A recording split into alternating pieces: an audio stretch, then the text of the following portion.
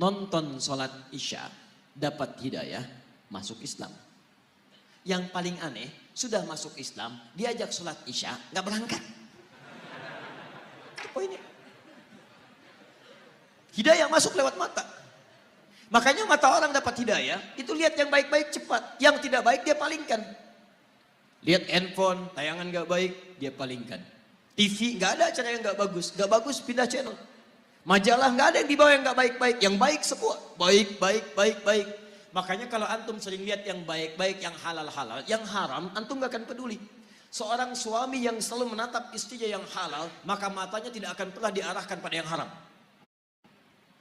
Demikian pasangan, demikian kehidupan, dan cepat bahkan istighfar dia. Kalau dia sudah jadi penghuni surga, lisannya cepat istighfar. Quran surah ketiga ayat 133. Wasari'u ila maghfirah. Perhatikan, ada calon penghuni surga seluas langit dan bumi, orang takwa itu cepat beristighfar. Begitu dia lihat tayangan yang tidak baik, dia palingkan, lisannya istighfar, astagfirullah. Dan cepat, antara lisan dengan mata itu seimbang, palingkan, astagfirullah. Nggak ada yang terlambat, astagfirullah. Nah itu belum. Jelas ya? Jadi ihdinas siratal mustaqim bisa dipahami sebagai bimbingan dari Allah supaya mendapatkan keislaman, bisa peningkatan iman, bisa peningkatan amal saleh, ya, bisa petunjuk pada yang baik-baik. Tayyib ihdinas siratal mustaqim, yang tidak berbelok, yang lurus, yang baik, yang tegas, yang nyaman, dan inti paling besar itu Al-Qur'an. Nanti tafsir siratal ladzina an'amta 'alaihim ghairil maghdubi 'alaihim ditafsirkan di Quran surah keempat ayat 69. Yaitu ada para nabi, ulaika ma'al ladzina an'ama Allahu minan nabiyyina was-siddiqina wasyuhada was-salihin. Jadi kalau antum ingin seperti orang-orang mendapatkan hidayah, ikuti manhaj para nabi, ikuti orang-orang saleh, ikuti jejak para syuhada, ikuti orang-orang jujur. Maka bagaimana caranya? Wa may yuti'illaha war rasul. Ikuti Allah dan Rasul. Itu caranya. Ya. Jadi asal katanya sebetulnya kalau secara bahasa tafsiran ini tidak dekat kepada tunjukkan jalan yang lurus. Ya. Tapi itu kadang sering dipakai. Saya pernah tugas di Saudi di Mekah tahun 2010. Itu ada sebagian jemaah yang tersesat dari maktabnya. Tapi saya yakin bukan orang Medan. Kemudian dia bingung kembali, nggak tahu jalan. Lihat askar Saudi, dia nggak bisa bahasa Arab, askar nggak bisa bahasa Indonesia, nggak nyambung dua-duanya. Maka dia teringat ayat ini, masya Allah, Pak, ihdinas siratal mustaqim. Tunjukkan kami jalan yang lurus. Askarnya nggak bisa bahasa Indonesia, pakai bahasa Arab nggak nyambung-nyambung. Paling cepat askarnya teruskan ayatnya. Siratal ladzina an'amta 'alaihim ghairil maghdubi 'alaihim waladdallin.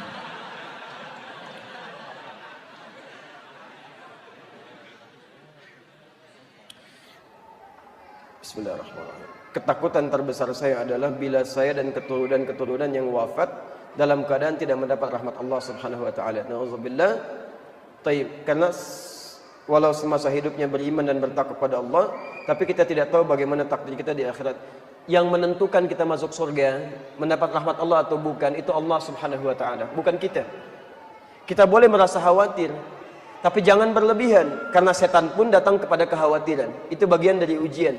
Quran surah kedua ayat 155, posisi paling kiri sebelah atas. Walanabluwannakum bisyai', kami akan uji setiap yang hidup dengan berbagai ujian kehidupan. Minal khauf, pertama kali khawatir. Gak ada manusia yang gak khawatir. Gak ada manusia yang gak khawatir. Antum pun mungkin sekarang khawatir. Khawatir anak kalau tidak baik belajar, khawatir suami kalau pulang telat, kan? Khawatir kalau sekarang terlambat, kan? Macam-macam gelisah. Gelisah itu ada. Gelisah kalau ustadznya belum berhenti juga, kapan ustadz selesai ya, gitu kan? Ada acara ini, ada itu dan sebagainya, macam-macam dan sebagainya. Jadi muncul. Tapi bagaimana kekhawatiran yang wajar? Nah, poinnya lihat sini. Benar, surga dan rahmat Allah ada dalam ketentuan Allah. Tapi Allah pun bikin aturan bagaimana itu didapatkan. Tugas antum hanya mengikuti aturan itu saja. Allah katakan sholat, antum sholat. Allah katakan berdoa, antum berdoa. Allah katakan taat, antum taat. Begitu antum ikuti aturan itu, berharap rahmat Allah, insya Allah Allah pun akan menurunkan rahmatnya seperti yang dijanjikan dalam Al-Quran dan hadis-hadis tadi. Ya. Jadi kalau antum ada perasaan seperti itu wajar, tapi jangan larut dalam hal yang demikian sehingga menjadikan anda salah dalam ibadah atau malas menunaikan hal-hal yang benar untuk dikerjakan. Tetap optimis, positif, dan cukup kerjakan ikhtiar dengan amal soleh. Bismillah, Ustadz mau nanya. Baik, saya mau jawab insyaallah. Saya pernah membaca hadis tentang janganlah salat berjamaah dengan orang-orang yang dibenci. Saya lupa riwayatnya. Siapa? Atau imam dengan orang yang dibenci. Saya agak lupa redaksinya. Masya Allah. Ini maksudnya dibenci itu bagaimana ya? Baik. Teman-teman sekalian, ini ada banyak ya hadis-hadis terkait dengan ini.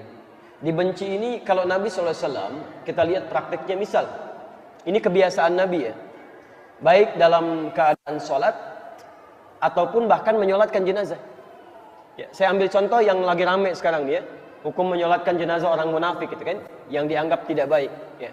Apa yang dilakukan oleh Nabi? Perhatikan kalimatnya. Antum punya tafsir Ibnu Katsir? Baik. Antum punya tafsir apa?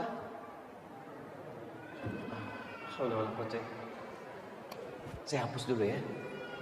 Antum tenang aja. Bismillah.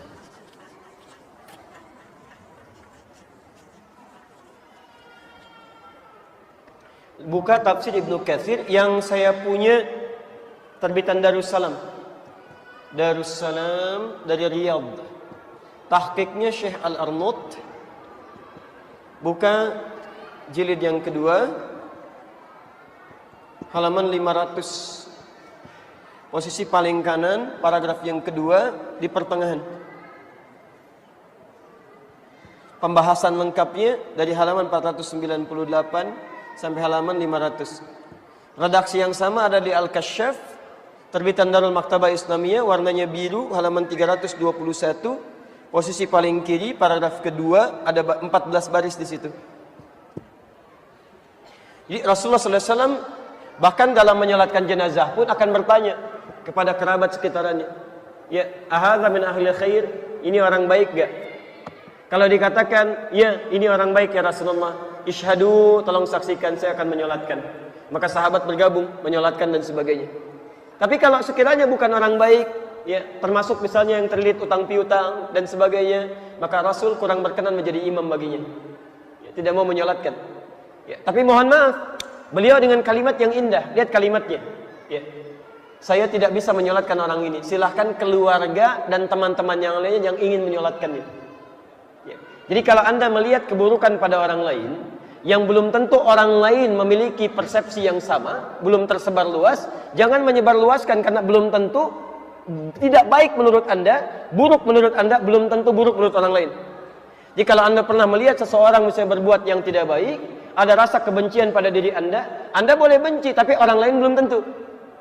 Anda tidak ingin sholat dengan dia, redaksi kalimatnya apa dalam bahasan fikihnya, supaya tidak terganggu konsentrasi anda, kekhusyuan anda dalam ibadah, supaya tidak ada ikatan yang buruk ketika anda menunaikan sholat, karena setan masuk memberikan waswas kepada anda ya. Hadis riwayat Abu Daud, nomor hadis 666, termasuk di Al-Bukhari ya, nomor hadis 857.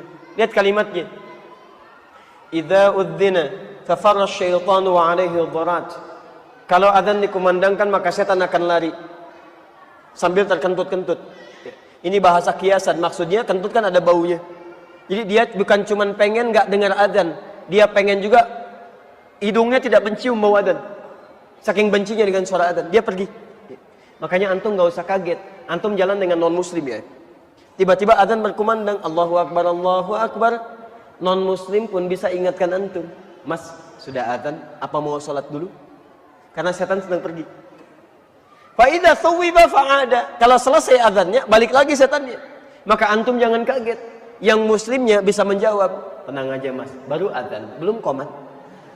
Karena setan kembali lagi. Fa idza uqimat, kalau salat sudah mau dimulai, masya Allah, lihat kalimatnya, fayaqulu udhkur kadza udhkur kadza. Jadi kalau anda belum salat, masih berdiri begini, itu masih tenang, biasa aja, nggak ada masalah. Tapi ketika anda mulai bertakbir, kata Nabi, setan mulai masuk. Dia katakan, ingat ini ya, ingat itu ya. Maka Anda akan mengingat apapun yang tidak ingin Anda ingat. Gak percaya silahkan. Nanti sholat zuhur sebentar lagi, ketika Anda bertakbir seperti ini, Allahu Akbar, akan masuk banyak ingatan yang tidak ingin Anda ingat. Bahkan pelajaran saya ini pun akan masuk tuh. Ingat, begitu Anda takbir, hati-hati. Setan akan mengatakan, ingat ini, ingat itu. Padahal dia setan tuh. Dan di antara yang dikhawatirkan adalah, ini yang paling bahayanya. Ketika Anda sholat dengan orang yang Anda tidak sukai, punya masalah dengan Anda, dan dia jadi imam, kelihatan oleh Anda, bahkan hebatnya sebelum sholat, setan datang kepada Anda, memberikan waswas. Ini kan musuh kamu. Bagaimana bisa diimamin oleh dia? Lebih mudah bagi setan menggoda Anda. Makanya ada himbauan dalam syariat, jika Anda tidak menyukai sesuatu, dan tertanam dalam keburukan dalam diri Anda, belum selesai itu, maka jangan mengambil resiko sehingga salat Anda tidak khusyuk, tidak baik dalam ibadah. Tapi poin yang terpenting, bagaimana Anda bisa menjadi benci sesama muslim. Ini poinnya. Sebetulnya pertanyaan sesungguhnya bukan bagaimana salatnya. Pertanyaan sesungguhnya, mohon maaf, kenapa bisa terjadi sesama muslim saling benci? Allah sudah menyatukan Anda dengan cinta. Kenapa Anda tinggalkan cinta itu menjadi benci? Allah jadikan Anda saling mencintai, kenapa Anda saling mencela? Allah jadikan Anda saling merangkul, kenapa saling memukul? Quran surah ketiga ayat 103. Wa'tasimu bihablillahi jami'ah. Ikatkan ukhuwah Anda, saling menyatu dalam ikatan tali Allah. Bahkan di ujung ayat ya fa'asbakhtum bi ni'matihi ikhwana. Dengan nikmat Allah Anda bersaudara. Ya Allah satukan Anda, kenapa Anda pecahkan? Karena itu bertakwalah kepada Allah. Teman-teman yang hadir saat ini, ayo kompak ya. Jangan cuma urusan dunia aja. Ayo kompak, bangun. Ya, satu dengan yang lainnya.